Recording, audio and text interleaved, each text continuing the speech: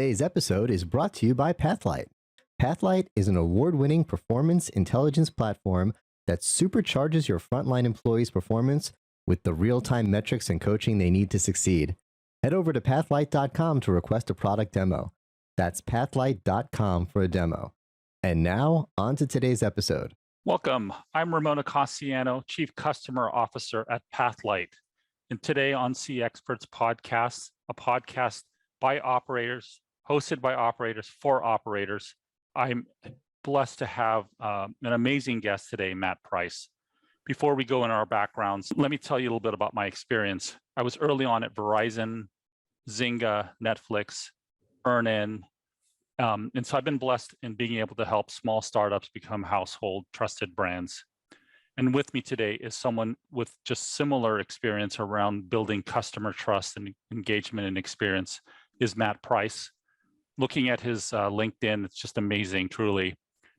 Matt, it looks like you started off kind of in the marketing realm at ATG, started making some strategic changes to become a CMO and a VP of sales at True Technologies. Started investing in some really cool companies, which I looked at, which were really more around technology and using data in a way to drive business results. Sat on some boards. And then what's really interesting in terms of kind of the CX space, your time at Zendesk, really. Today, you started off basically as VP and general manager for EMEA, then became SVP of global marketing, which is probably a very interesting role here we can talk about. SVP of product portfolio, SVP and general manager just of the core product at Zendesk in general. Looks like you're doing some interim coverage for the customer service team, which is great. We'll talk about that. And then something that's new, it's SVP of Sunco Labs. Is there anything, before we get started, anything in that history and experience that you want to bring out and proud to talk about a little bit more deeper than what I just did? No, except to say, when you listed it all out like that, it seems like a lot of stuff. I'm just obviously blessed to have had opportunities to work on many different aspects, and it's what I love doing, and especially aspects where a part of transformational change or growth, and just love being a part of those different things. And obviously the opportunity to lead the Zendesk customer service operation in the last year or so has been particularly exciting and very illuminating as well. That's awesome. So at your time managing the CX teams, is there anything that's worked really, really well for you during this period, like especially during this whole new norm of the hybrid workforce and COVID, folks working from home, customers who are really much more intense around their issues being resolved? Anything from your perspective and working with thousands of companies that might be helpful for our audience to hear that's worked well for you? Yeah, I mean, I think that we were lucky in a way that we were, in many respects, already set up for distributed and remote working around the clock. And obviously we had a platform that could support that. And so really, I think that a big focus for us as we've been going through COVID is really starting to figure out, okay, how do we think about employee welfare within that context? And then also trying to keep a close eye on what are some new and unique things that might be coming from clients that are different from what we were experiencing before. And I don't think we saw anything too different. Obviously, very early on in COVID, we had a lot of customers that were in immediate financial distress and before government bodies were able to provide support. So we had a very unique situation there whereby we had to enable our frontline teams in order to support those customers. But as things have progressed, apart from a real growth in online business and supporting customers doing that, we haven't seen a huge number of material changes. That's great. Now, I want to kind of dive in a little bit on your macro view. Like you said, you kind of look at how customers are using and the things that they're going through around your platform. But taking a step back, like what trends have you seen in the last few years that have impacted how you think or how Zendesk thinks about customer experience? I think the big rise from a consumer perspective, and now this is filtering into businesses very strongly, is the rise of messaging and messaging channels as a way of interacting. As, you know, the way people have gotten used to texting with each other, and now obviously that was moved on to other messaging platforms such as Facebook, Instagram, WeChat, and how that metaphor now is starting to be translated into business. And so from a customer service perspective, we've seen a lot of early benefit and early advantage for doing that. And we see this from customer service on a number of sites, not least because you can keep a continuous conversation going with the customer.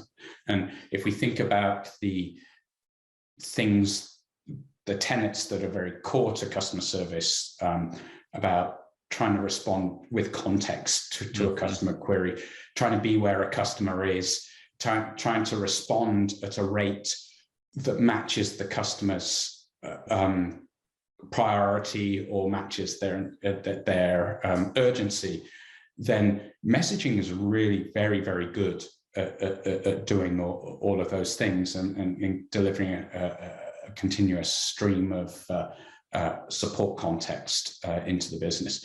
And really it's blending. We had this very distinct world before between synchronous and asynchronous. So classically, we were set up as contact centers for being voice-based, which is a live conversation. Then a lot of organizations moved quite heavily towards email, which is obviously a very different metaphor, and then switched back again towards live chat. And now we're kind of moving into this world of messaging where it's a combination of both, and a lot of learning going on in those areas, not least within our own organization too. Right. Yeah, what you described made me think of a matrix. Like there's verticalized ways for people to get through, right? Yeah. We would call that maybe omni-channel. But then you're making me think, well, across those, they might skip to, they come in one way, move over here. So there's more horizontal kind of data going across kind of the customer experience.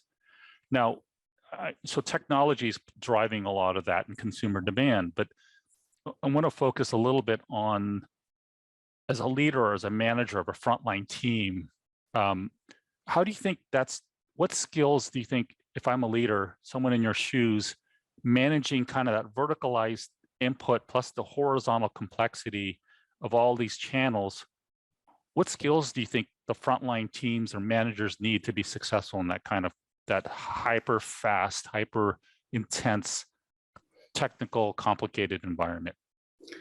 Yeah, it's a really good question, and it's changing a lot. You know, the skills required to handle a synchronous versus an asynchronous case are quite different in many respects. The core domain skills might be there, but those other skills that we expect from agents, such as being sensitive and empathetic towards customers in different modes, being able to understand when escalation is required, etc., come into play, but they get applied in very different ways according to the channel that's in place. So I think ultimately what's really coming to the fore, I think recently, is the versatility, the ability for an agent to be able to manage change either through a method of working, acquiring new knowledge, around a new product or around a new particular domain, and a willingness to put themselves on the front foot. And I think it's kind of interesting because when somebody's hired into a customer service role, the first 3 to 6 months can be as intensive as any other role. You've got all this domain expertise, you're putting yourself right there out in front of the customer as an agent. And it can be quite challenging. And but after a while, it's very tempting to just move into a mode where we're not seeking change. And I think that's the biggest challenge for organizations is how do you keep your teams ready to support that. And that works for managers as well. I think the interesting thing from a manager perspective is really how do you manage performance in an environment that's become remote and distributed, that has new metrics on, this is not just handles, core handles, but how do you understand the different complexities of different cases, modes of operating, when does first response time become important or next response time? Giving the managers the tooling that they need and reporting to need to understand if somebody's doing well or if they need help is really important. And you know, that level of dashboarding, typically we just think of dashboarding as queue lengths in many cases. And if we're using some tooling, we can be looking at quality management and other aspects, but distilling that information into a package that a manager can use to help support their own teams is becoming more and more important.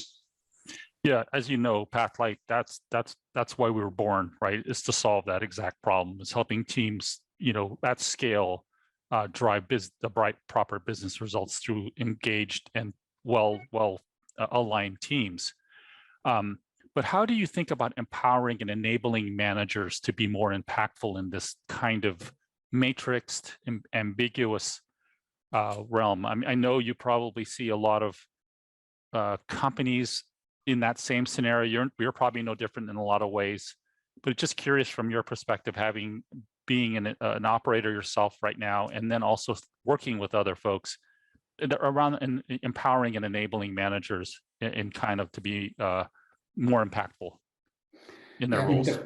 I mean, the first word that you used was empowering, and I think we need to think about how we set up so we truly empower a manager. What can they be responsible of? Is it a specific territory or a specific slice of time or a specific channel?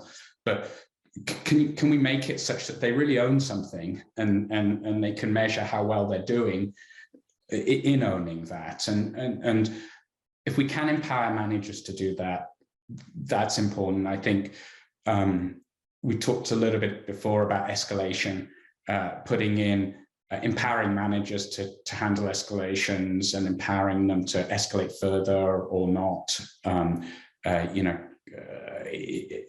These are disciplines that we can that we can really put in place. Like I said, dashboarding, performance management tools, and there's a lot of as you refer to, there's a lot of tooling now that's available that can actually help people do this, but do it at a manager level rather than a macro level across the business. You know, when you've got 500,000 agents, a lot of information is hidden by rolled up metrics. Right. You need to break those down and really understand what's going on at a personal level. Yeah, I love that. I mean, you know, we've all kind of checked into different levels of hospitality where someone greets you and they actually walk you all the way up to your room, right? And into your room. Some are, here's your key and kind of find your room, right? I think the balance is around the value that you're trying to create for that customer at that time. And it sounds like you guys are empowering your teams to kind of do that more and more. Hey, I'm going to take this up kind of normally beyond kind of how I normally do and own it through a little bit more. And that's, so the thought I want to share with you is around that whole dashboarding and tooling, because it's similar to kind of the horizontal where they come in different channels, but they expect you to know the whole kind of experience. How has that changed how you measure success for a remote team member? Like there's not clear ROI now, like in terms of average handle time or time to resolve. It's really around resolution, or maybe it's, you know, ultimately it's net promoter score or something. So how have you thought about that? Yeah, we worked around this a lot with our teams, especially when we implemented new channels, things like messaging. trying to understand what was valuable and what's not. And again, there is a lot of tooling and a lot of rolled up metrics and KPIs you can look at. Ultimately, the best knowledge that we obtained was by reading and reviewing interactions between customers and agents. And we actually implemented a quality management process where we would take samplings of this and established our own quality rubric, and there are AI tools that can help with this, but just reading forward to back, and including any bot interactions that existed, and just really, there's nothing like that to understand how the full conversation with the customer hangs together, and then you can start to distill that and knowledge of what you're seeing, because as humans, we're very good at instinctively reading something and say, that was good or bad. Right. That customer was mad or unhappy. I'm proud of what we did there, as I'm not proud. And our brains are very, very good at doing that. And by starting to work around it, we can establish rubrics around what did we ever have, where are our outliers? Did we ever have a time where the customer's expectation of when we would get back to them was not met? Was the agent able to take the context that they'd already been given, either by a bot or by a customer or by customer history, and use that within the conversation? Were they able to understand the tone and sensitivity to the customer on that? Did they escalate correctly? I mean, I'll go back to your example of being walked to your room in a hotel.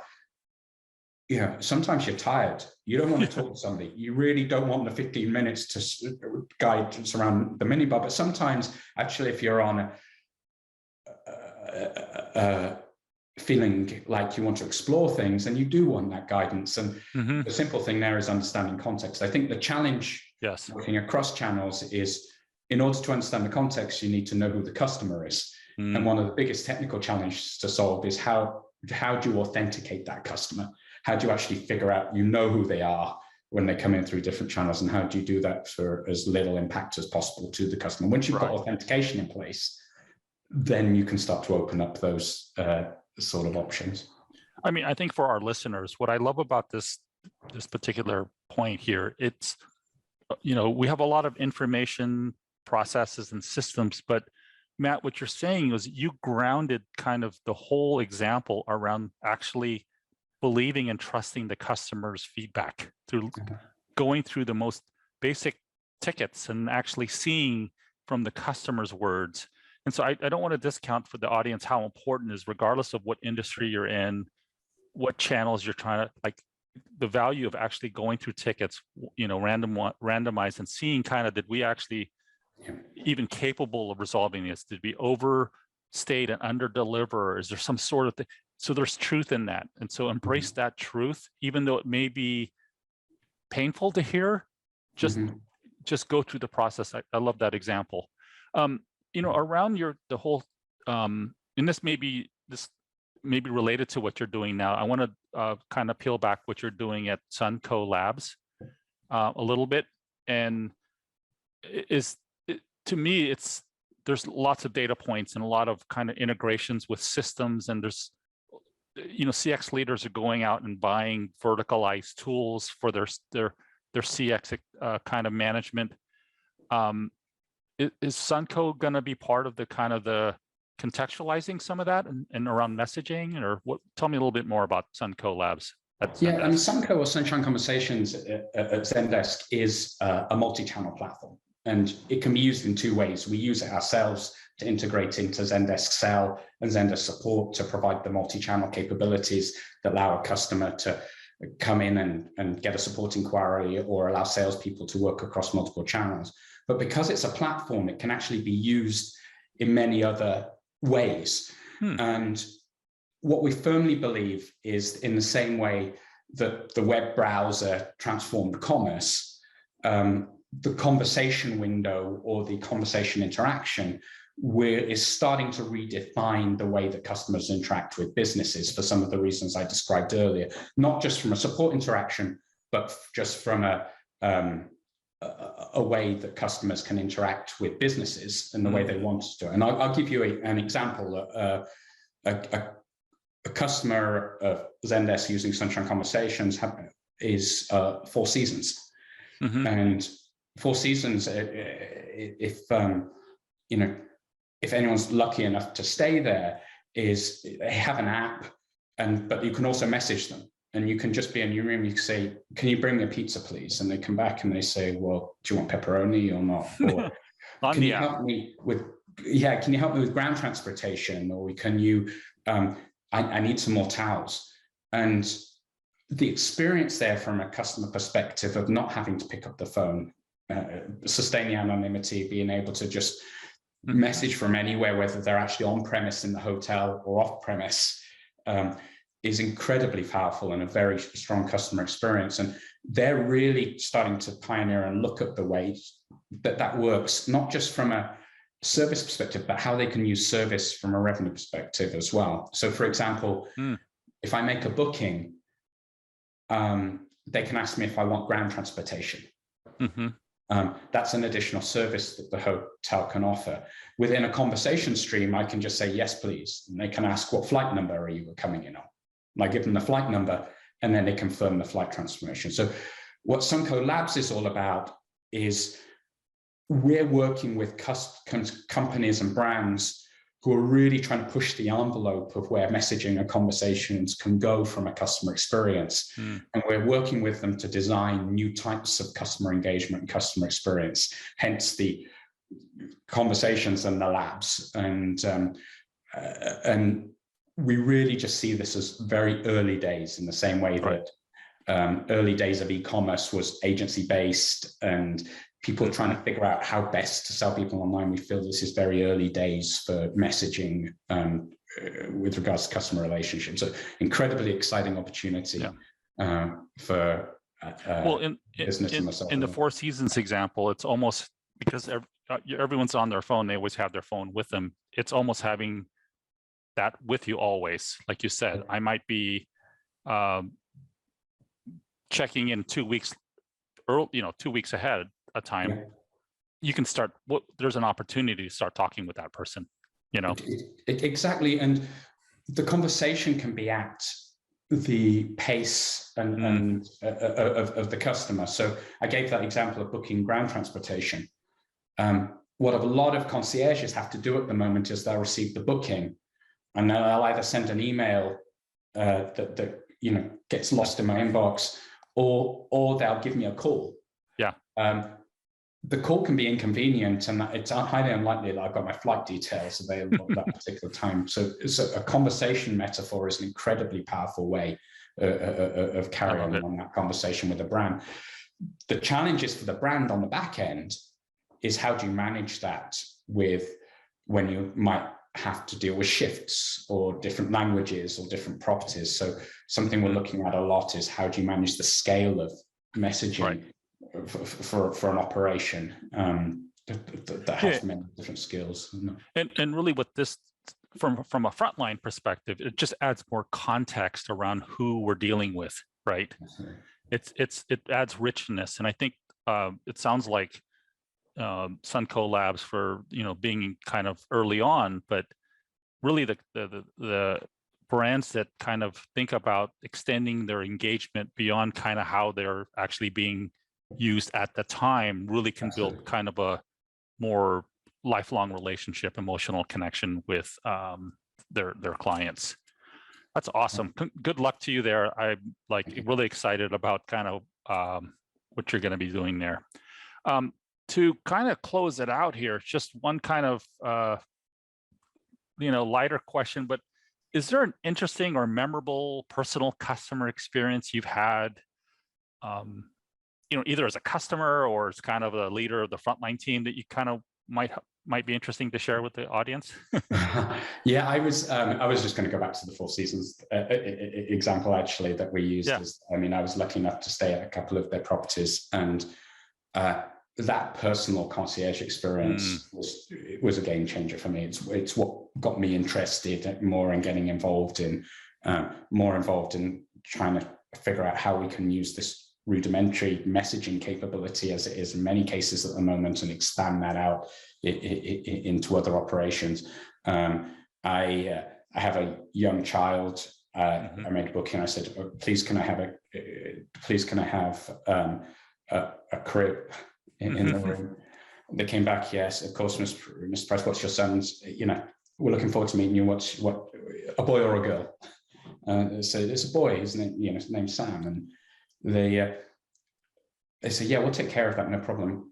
When we arrived in the room, not only was there a crib, they had spelt out his name in little letters, and, and they put corner protectors on the coffee table. That was an amazing experience. So, but what was amazing about it was I was able to have set that up, and they, using a conversational approach, gathered some very pertinent information for me that they were then able to transform into service delivery at the hotel. So that's my example. Yeah, and I can imagine next time you check in, they might have a list of things that are age-appropriate activities outside of the hotel that might be interesting, a park, a zoo, or whatever, right? That's right. Yeah, and because they have that context, they have that context for me now, and that they can look to say, hey, look, we noticed that you're traveling as a family again. Would you like the same things? And that's right. So this ability to then proactively make suggestions and then obviously adjust accordingly is incredibly powerful. And essentially what you think about is the best sales experiences that you ever have are service experiences. You know, whether with a concierge or a personal shopper, it feels like you're being served, not sold. And that's what some of these high-end establishments do very, very well, in my opinion. Yeah, personalization at scale really differentiates. There's so much opportunity on either on the growth side or the retention or really wallet share. So exactly, that's amazing. Well, Matt, thank you so much for your time. I appreciate it. And then please feel free to reach out to Matt. We'll include his LinkedIn profile. Someone absolutely is on the cutting edge of customer experience with Sunco Labs there. Looking forward to hearing more about that, but please feel to reach out to him, and myself will have our contact information. Thanks for the opportunity, and really appreciate it, and look forward to hearing from people. Thank you, Matt.